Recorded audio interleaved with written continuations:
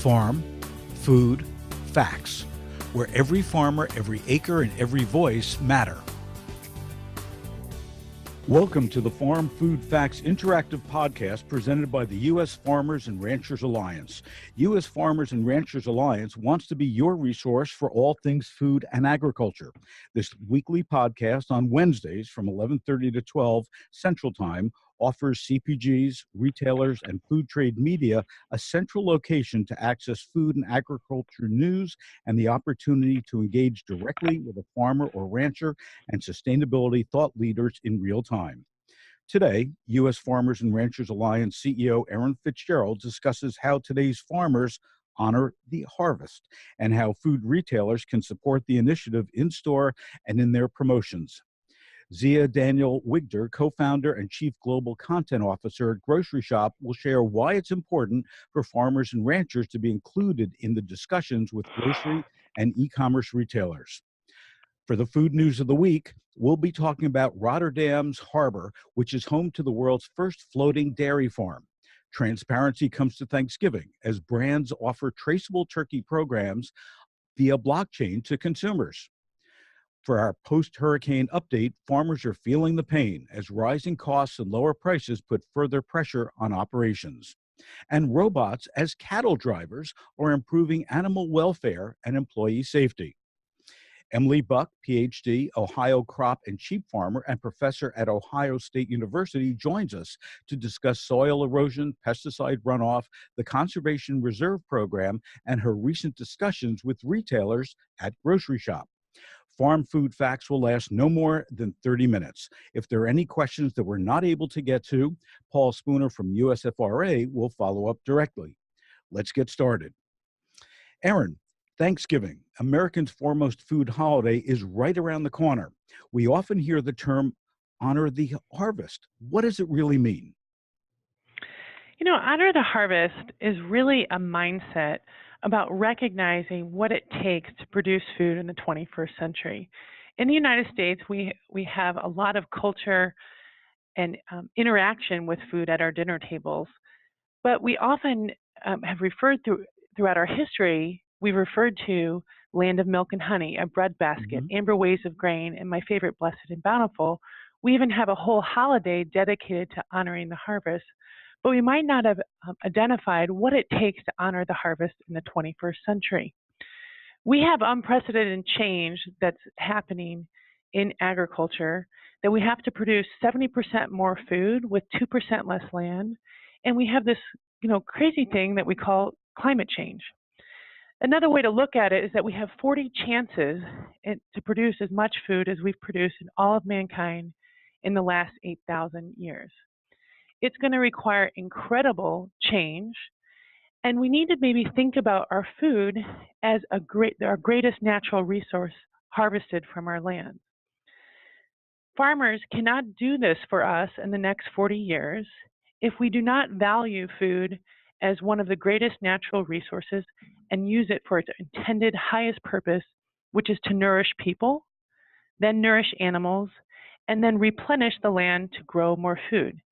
In many ways, honoring the harvest is using food to its highest purpose and really thinking about how you are utilizing food, not eating too much, using it to nourish your families, recognizing in your communities that there are still 1 in 6 people who are facing hunger in America, and making certain that we don't throw away food. It is a natural resource, and if you need to throw it away, you're using it and as ability to compost or replenish the land. So thinking about it almost as a food cycle. Well, Erin, we see the stats that show that, to the point of waste, that 40% of all food around the globe is actually being wasted. So is that the first step to honoring the harvest? Should we really be working with consumers, with retailers, with farmers, with everybody to really lower that high level of waste? Yeah, if we think about food as all that hard work that farmers did to harvest the food and make it available for us, we need to make certain that we're not taking too much and we're nourishing our bodies and eating diverse foods, but we're not, needlessly throwing it away. There's also this other juxtaposition of taking too much and then this other construct where people don't have enough. And so really recognizing both the social and environmental responsibility when we think about our food system, that it is about healthy eating, not taking too much and not wasting it, what we do take, and recognizing it as a natural resource. And then also thinking about the social component of our actions and really recognizing that a lot of people don't have food at this time. Erin, thank you so much for joining us. Farmers are feeling a tight squeeze post-hurricane season, but not for the obvious reasons. While many farmers in North Carolina are still trying to recover from the flooding and wind damage that Hurricane Florence brought on them last month, several farmers will also tell us that things were difficult even before the storms. Produce prices are down while labor costs are up. Therefore, making a living on a farm is tough right now. For example, Birch Farms, one of the largest vegetable growers in North Carolina, which is a family farm where the Birches grow broccoli, sweet potatoes, and leafy greens, Birch Farms can't afford to lower their prices, but its labor costs are up $4 an hour as compared to 3 years ago. This is because the farm's employees are mostly migrant workers here on a government-sponsored visa program. They earn $11.50 an hour and receive free housing and transportation. Now, the Birches could significantly reduce their labor costs if they hired local labor, as the minimum wage in North Carolina is only $7.25, and locals don't get free housing. However, nobody local wants to work on a farm, Big Jimmy Birch reports, not in the fields anyway. That's just the way it is. Americans are raised not to want to work on a farm. Big Jimmy is now in his 60s, and most other farmers he knows are around the same age. The problem is that getting young people excited about farming has been really tough. Meanwhile, the UN estimates that world food production will need to double by 2050 in order to keep up with population growth. Family farmers like the Birches, along with agriculture economists around the world, say they have no idea who is going to grow it, given the current level of interest. What the grocers need to know is that the farming community needs to find more ways to light a fire under new and prospective agriculturists as the need for food production continues to rise. And while we do need more young people with an interest in farming, at least there are some new methods emerging which can help sustain current farmers' abilities to stay safe and keep working in the fields. Cargill has developed the industry's first robotic cattle driver. This cattle driver is designed to improve animal welfare as well as employee safety.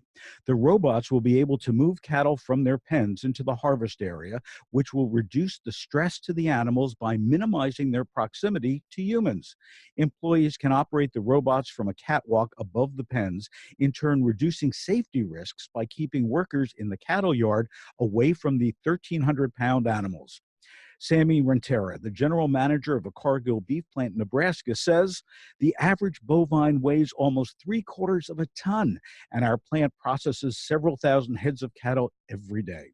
This innovation provides a much safer workplace for our employees and allows them to develop new technology expertise as they manage and operate the robot. What grocers need to know is that this new technology has the potential to improve both employee safety and animal welfare. And keeping animal welfare in mind, dairy cows may soon be embarking on a new type of farm experience. The world's first floating dairy farm is in the works. A floating dairy farm may sound unbelievable, but it's the vision of Belladon, a Dutch property development company, and it's quite close to becoming a reality. This project has been in the works for several years now, but the farm recently got the all clear to begin construction. Earlier this year, a 900-ton concrete platform was lugged by barge to its place in Rotterdam's Maryhaven Harbor. While it doesn't look like much yet, according to the owners of Belladon, it will soon become a multi-level, high-tech home to 40 Meuse Rhine Easel cows, and it just might become the best bovine real estate on the river. Because animal welfare was a top priority while designing the farm, the team enlisted the help of a full-time farmer in order to determine the materials, temperatures, feed, and major elements needed for the design. The completed farm will feature a cow garden on the top floor of the building with artificial leafy trees and sprawling ivy to offer shade for the cattle. In addition, the soft floor will mimic a natural environment, and it will allow urine to soak through in order to mitigate ammonia emissions. To accommodate the cows with their milking schedules, teams of robots will be on dairy duty, collecting approximately 800 liters of milk per day. The milk will be processed and sold locally. And the focus of this project is food sustainability, as there's an increasing need for more space to grow more fresh food. So, where will that space come from? In this case, it's being created. What grocers need to know is with the increasing need for more space to grow more fresh food, this is an innovative alternative option to consider.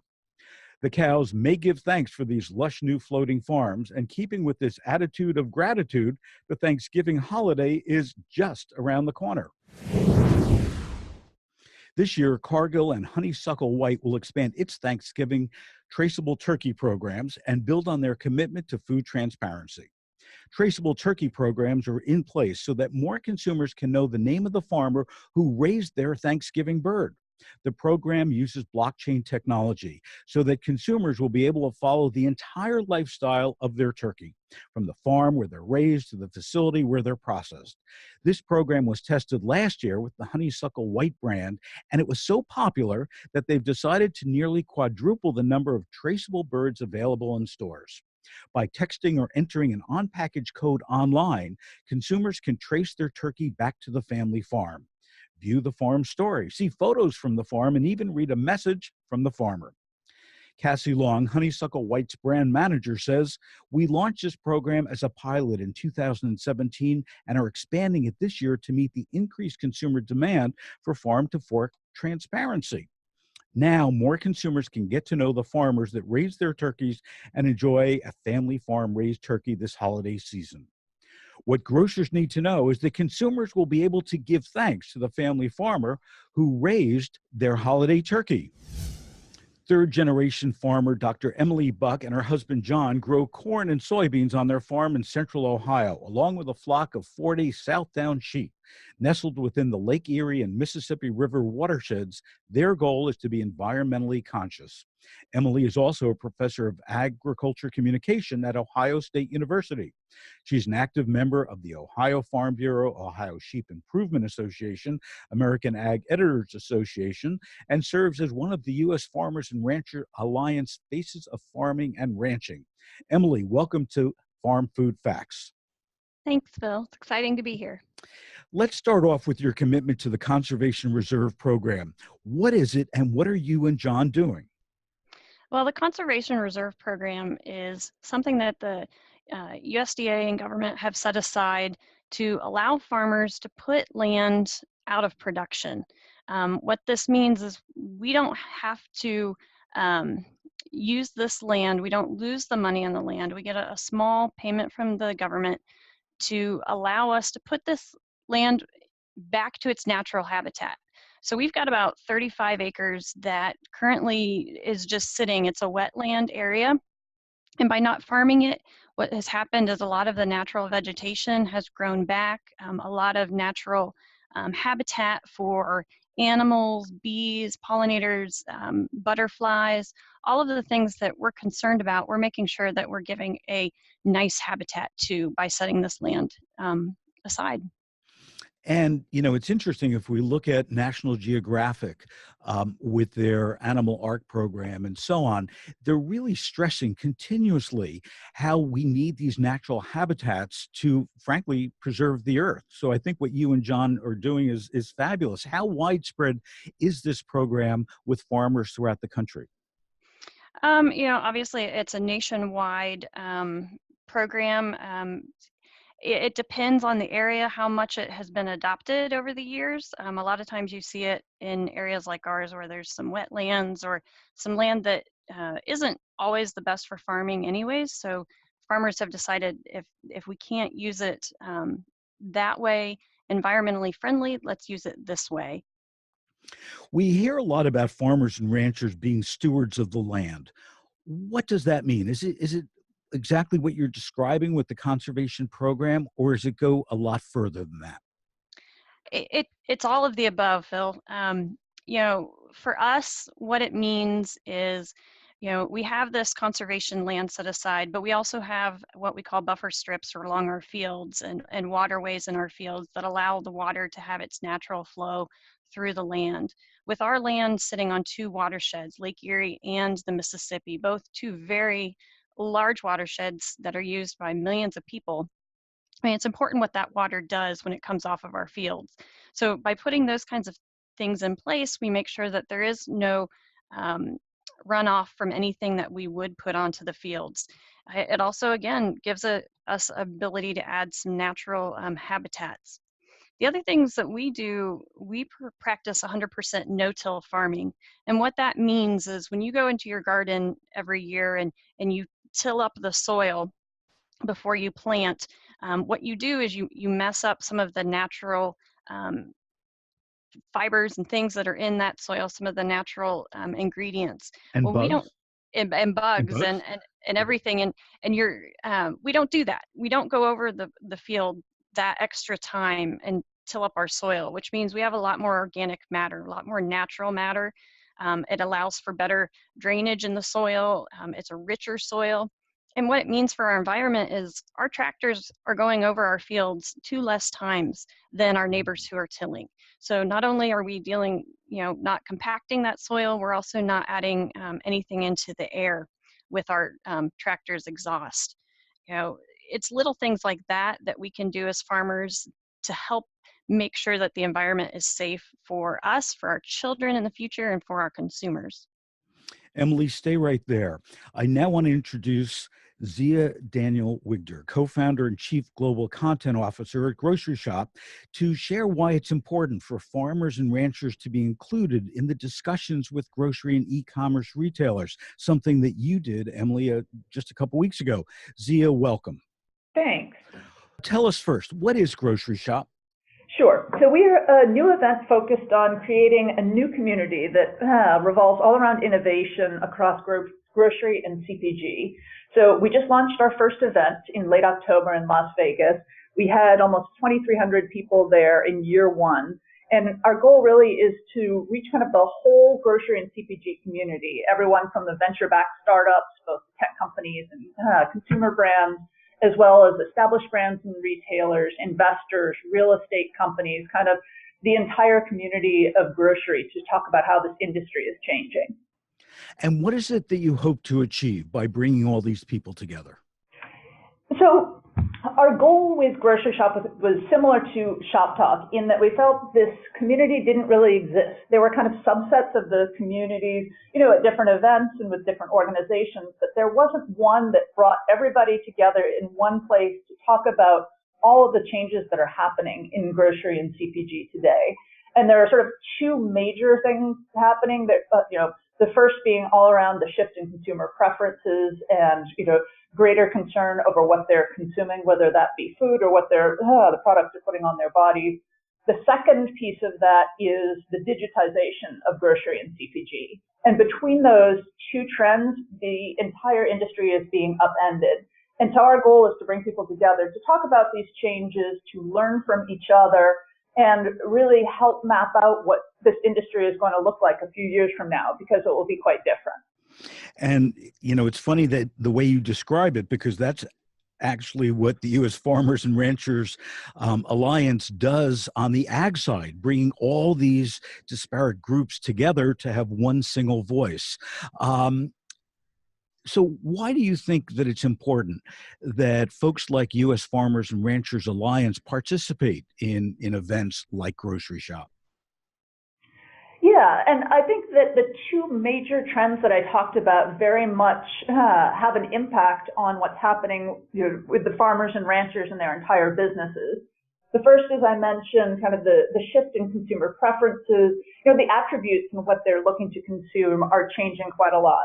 Understanding how this behavior is shifting and what those demands are going to look like going forward is absolutely critical. And then this other piece around the digitization of grocery and CPG.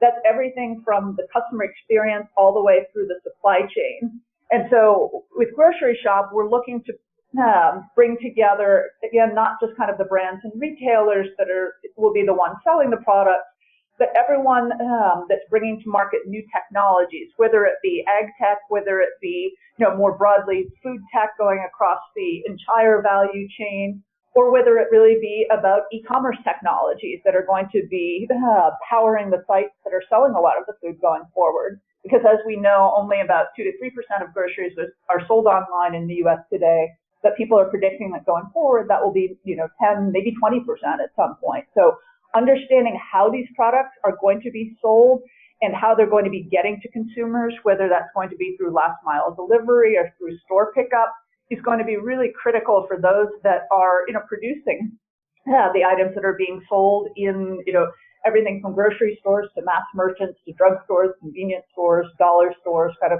everyone looking to get into grocery today. Emily, you were part of the U.S. Farmers and Ranchers Alliance team that went to Groceryshop to meet with retailers. What did you hear from them, and were there any surprises? I think one thing that we saw time and time again is that it's surprising but not surprising. When it gets down to it, everybody has a connection to the food and the farm. Talking to people, everyone could somehow go back to a great-grandfather or a grandfather who had a farm. And so I think sometimes it's reminding people of those connections. A lot of our discussions really were around what can we as USFRA and farmers provide grocers as they work with these consumers who want to know more about their food. As you stated, USFRA is definitely a resource of a bunch of commodities and organizations together. So we're hoping that by having a digital newsroom, having sort of an all-in-one shop space for our grocers, we'll be able to provide them that contact with farmers that we heard them saying loud and clear that they needed and wanted. Well, one of the things that Erin shared with me, which I thought was so cool, in one of the conversations with the retailers, what they asked for is to be able to hold a contest for their frequent shopper card members, and the winner would get to go to a farm. Now, can you imagine, the impact if we could do that with every retailer in the country? It would be amazing. Farmers, we welcome people coming to the farm and seeing what we do. We want people to understand why we make the decisions we do for our farms. And if we can have that connection, if every farmer can have a connection to the grocer that's close to them, that would be perfect. Thank you, Emily. Thank you, Zia.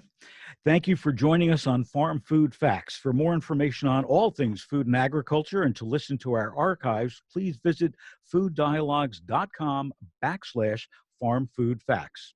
Next week, our thought leader guest will be Walter Robb, former co-CEO of Whole Foods, who is now investing in food and agriculture startups, and will share his insights on both organic and conventional agriculture, how we need to work together, the importance of retailers working with farmers, how food and agriculture is moving sustainably forward through technology and continuous improvement.